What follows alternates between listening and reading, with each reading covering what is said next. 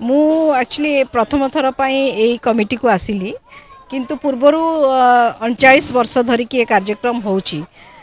प्रथम आमर दाबी रही जे जो माने ए स्वाधीनता संग्राम रे शहीद होते एवं तांकर जो माने दायद अच्छा तांकर जो स्मृति पीठ सब अच्छी सेगुड़ी को किभली भाव में तार उत्थान करा किभली भाव में लोकलोचन को अणाजिबो। आमे 2011 रु गोटे आंदोलन चलैथिलु स्वाधीनता संग्रामी शहीद स्मृति संसद माध्यम रे विभिन्न जगह को लुणिया आमर कुहुड़ी लवण सत्याग्रह पीठ पापड़हांडी आउ इरम ए सब जगार आमे जाइकी पहुँचिकी सेठिकार लोकल जो माने शहीद परिवार तांको एकाठी करिकी आमे सरकार को गोटे दाबीपत्र भी देइथिलु। 21 धारारे दाबीपत्र थिला एवं सेथिरे गुड़े कथा आमे चाहूतलु सरकार करंतु बेली। सरकार से जो फिजिबिलिटी रिपोर्ट सब मध्य मागी थिले तत्कालीन सरकार किंतु जाहु मोहन माझी को सरकार एबे कहउचंती से माने परिवार मान को चिन्हट करिकी तांको सब भत्ता देबे परिचय पत्र दिया जिवो। आउ एथिरे प्रमुख भूमिका ग्रहण करचंती भर्तृहरि महताब महोदय।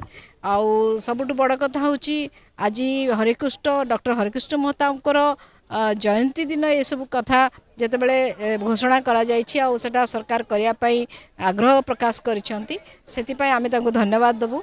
आमे आशा करिबु जे माने सारा देशर जो शहीद माने अछंती सेमानक कथा सरकार निश्चय आगो को आनिबे आ तांको कथा बुझिबे।